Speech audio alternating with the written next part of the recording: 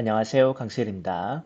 시티즌 데이터 사이언티스트를 위한 태블로 1인차는 숫자와 나머지 변수들의 차이에 대해서 살펴보겠습니다.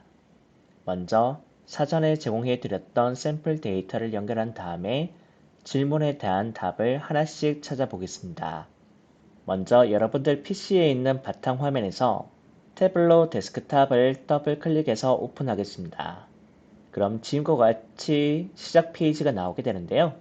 여기서 사전에 드렸던 엑셀 파일을 연결하기 위해서 파일의 연결에 있는 엑셀을 선택합니다. 그리고 슈퍼스토어 데이터를 가지고 올게요.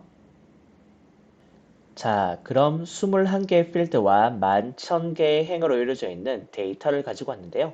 이게 무슨 의미인지 살펴보겠습니다.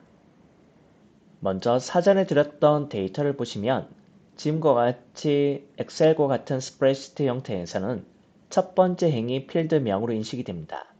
즉 여기에서는 첫 번째 행을 선택했을 때 하단에 있는 개수가 21개로 되어 있습니다. 즉 우리가 불러온 데이터에는 21개의 필드가 있다는 것을 확인할 수가 있었고요. 다시 임의의 칼럼을 선택하면 하단에 개수가 11,001개가 있다고 되어 있는데 필드명을 제외하면 11,000개로 이루어져 있는 것을 확인할 수 있습니다. 따라서 우리가 가지고 온 샘플 데이터는 21개의 필드와 11,000개의 행으로 이루어져 있고요. 그리고 데이터를 연결하게 되면 각각의 필드들마다 유형을 결정하게 됩니다. 이 유형은 태블로가 상위에 있는 n개의 값들을 보고 각각의 필드들마다 유형을 결정하게 되는데요. 예를 들어서 고유 id는 1번부터 n번까지 전부 다 숫자로 이루어져 있기 때문에 숫자 유형의 아이콘이 표시되고 있습니다. 주문 id는 숫자와 문자 그리고 구문자가 모두 합쳐져 있기 때문에 문자열로 인식되고 있고요. 그 다음에 주물자 같은 경우에는 연, 월, 일이 하이픈으로 구분되어 있습니다. 따라서 태블로에서는 날짜 유형의 아이콘으로 표시하고 있습니다. 이제 좌측 하단에 있는 1번을 눌러서 시트로 이동한 다음에 워크시트에서 하나씩 질문에 대한 답을 찾아보겠습니다. 먼저 첫 번째는 이 회사의 전체 매출이 얼마인지 살펴보겠습니다. 먼저 태블로에서는 데이터를 연결한 다음에 워크시트에서 크게는 두 가지 형태로 나눠지게 됩니다. 매출, 배송기간, 수량, 수익, 할인율. 여기는 모두 좌측 사이드바에서 그레이색 라인을 기준으로 밑에 배치되는데 예를 들어서 매출을 더블 클릭하면 지금과 같이 한 덩어리로 집계가 됩니다.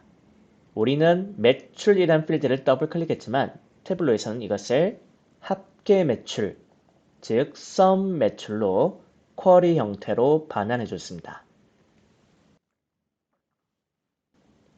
여기 있는 36억 5,700만 원은 어떤 값일까요?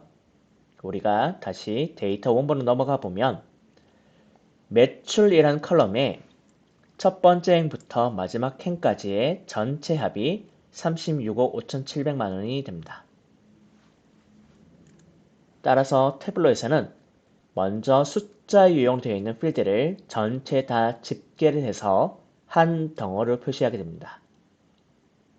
좌측 사이드바에 있는 이 숫자들을 태블로에서는 측정 값이라고 부르게 됩니다. 따라서 여기에서 전체 매출은 36억 5,700만 원인 것을 확인할 수 있었습니다. 두 번째는 연도별 매출 추이에 대해서 살펴보겠습니다. 여기에서는 좌측 사이드바 그레이스 라인 위에 있는 영역을 차원이라고 부르게 되는데 먼저 밑에 세 번째에 있는 주물자를 더블 클릭하겠습니다. 그럼 지금과 같이 이 데이터는 2020년부터 2023년까지 있는데 연도별로 매출값에 대한 추이를 살펴볼 수가 있습니다.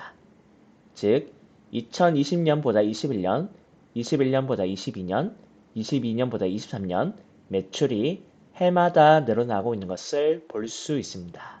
세 번째는 연도별 매출이 라인 말고 다른 표현 방식으로 변경할 수 있는지 물어보고 있는데요. 여러분들 보고 계신 화면 우측 상단에 보시면 표현 방식이란 곳이 있습니다. 이걸 클릭하시면 지금과 같이 태블로가 미리 내장시켜 놓은 기본 차트 24개의 모음이 있습니다. 이 중에서 태블로에서는 가운데에 있는 불연속형 라인 차트를 권장해주고 있는데요. 이유는 차원은 0개 이상, 그리고 측정값은 1개 이상인 경우에 나타나게 되는데, 거기에서 더 중요한 것은 1개의 날짜가 있는 경우에 이렇게 라인 차트로 추천해주고 있다고 되어 있습니다. 즉, 측정값은 매출이란 걸 썼고요. 그 다음에 차원은 0개 이상의 조건이 됐고, 이 0개 이상의 차원은 바로 날짜 유형의 주문일자라는 필드를 썼기 때문에 먼저 라인 차트를 추천해 줬습니다. 여기서는 우리가 연도별로 막대로 한번 표현해 볼게요. 그리고 여러분들 PC에서 컨트롤 1번 또는 커맨드 1번 눌러서 표현 방식은 닫겠습니다. 이번에는 현재 가로막대를 세로막대로 변경해 보겠습니다. 여러분들 보고 계신 화면에서 상단에 보시면 맵 메뉴와 서식 메뉴 밑에 행과 열 바꾸기라는 스왑 버튼이 있습니다. 이 스왑 버튼을 눌러보시면 조금 전까지 행 선반에 있었던 주문일자가 열 선반에 올라가게 됐고요. 그 다음에 열 선반에 있었던 매출이 행 선반으로 배치가 됐습니다. 따라서 이 아이콘을 클릭을 할 때마다 행과 열의 위치가 계속 바뀌는 것을 볼 수 있습니다. 따라서 여러분들이 가로막대로 보시든 또는 세로막대로 보시든 정답은 없지만 여러분들이 자유롭게 필드를 선반에 올려두신 다음에 그 방향은 툴바에 있는 행과 열 바꾸기 버튼을 눌러서 결정하시면 됩니다. 이번에는 연도별 매출 숫자를 한번 표현해 보겠습니다. 매출이란 필드를 선택하신 다음에 드래그해서 마크에 있는 레이블 위에 올려놓겠습니다. 그러면 지금과 같이 각각의 연도별 매출이 레이블, 즉 라벨링 할 수가 있었습니다. 이번에는 숫자를 세로로 되어 있는 것을 가로로 변경해 보겠습니다. 먼저 첫 번째 방법은 여러분들 보고 계신 화면에 뷰가 한쪽으로 쏠려 있습니다. 즉 오른쪽 공간을 최대한 활용하기 위해서 툴바에 있는 맞춤을 표준 대신에 전체 보기로 변경하겠습니다. 그럼 지금과 같이 여러분들이 보고 계신 화면에 막대가 크게 넓게 적용되는 것을 확인할 수 있었습니다. 이번에는 임원분들이 보시기에 이 숫자들이 너무 작다고 생각할 수 있습니다. 따라서 이걸 크게 키우기 위해서 우리가 합계 매출을 레이블에 넣었던 것처럼 레이블 마크를 선택하고요. 그 다음에 글꼴이 현재 9포인트로 되어 있는데 이 값을 조금 더 크게 키우겠습니다. 14 정도로 키우면 지금과 같이 폰트가 크게 커지는 것을 볼 수 있습니다. 이번에는 숫자에 대한 단위를 변경해 볼게요. 각각의 연도별 매출이 최소 6억부터 최대 12억까지 되어 있습니다. 숫자의 서식을 변경해서 단위를 조정해 볼게요. 먼저 마크에 있는 합계 매출의 아래 방향의 세모 옵션을 선택합니다. 그리고 네 번째에 있는 서식을 선택을 하고요. 그리고 왼쪽의 서식 메뉴에서 숫자에 있는 사용자 지정을 선택한 다음에 디스플레이 장치에서 100만 또는 10억 빌리언으로 변경합니다. 여기서는 10억 단위 이상이 하나밖에 없기 때문에 디스플레이 장치를 100만으로 변경하겠습니다. 그리고 좌측 사이드바에 있는 서식 메뉴는 클릭해서 닫겠습니다. 이번에는 각각의 막대들마다 길이로 우리가 매출이 큰 값을 알 수가 있지만 똑같은 색상이다 보니까 차별이 되지 않는 것 같습니다. 여기서 먼저 각각의 연도별로 매출값을 별도로 색상을 입혀 볼게요. 먼저 차원 밑에 세 번째에 있는 주문 일자라는 필드를 드래그해서 색상으로 역할을 추가하겠습니다. 그러면 주문 일자 4개 연도가 색상으로 인코딩이 되면서 각각의 연도별 색상이 따로따로 입혀지는 것을 볼 수 있습니다. 지금 오른쪽에 보시면 색상이 각각 하나씩 분리되어 있는데요. 이유는 이 주문일자라는 필드가 파란색 속성을 갖고 있기 때문입니다. 태블로에서는 파란색을 불연속형이라고 부르는데, 즉 연속적이지 않습니다. 또한 이 파란색의 속성은 값에 대한 범위가 유한합니다. 즉 주물자의 연도가 4개밖에 없기 때문에 유한하고요. 이 연도가 늘어나봤자 100개, 200개까지밖에 유한하게 늘어나지 않습니다. 이번에는 이 색상의 조건을 또 다르게 표현해 보겠습니다. 색상에 들어가 있는 주물자를 밖으로 던지고요. 대신 이번에는 매출이 큰지 작은지로 색상을 별도로 구분해 보겠습니다. 먼저 측정 값에 있는 매출을 드래그해서 색상 마크에 넣겠습니다. 그럼 조금 전과 달리 이전에는 각각의 색상이 따로따로 입혀졌다면 지금은 색상이 같은 색으로 그라데이션 적용되어 있습니다. 오른쪽에 있는 색상 범례를 보시면 그 차이를 아실 수 있습니다.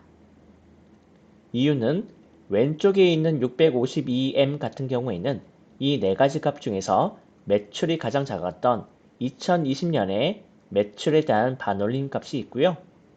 그 다음에 오른쪽에 있는 1빌리언 같은 경우에는 이 4가지 값 중에서 가장 큰 2023년 매출에 대한 값으로 아실 수 있습니다.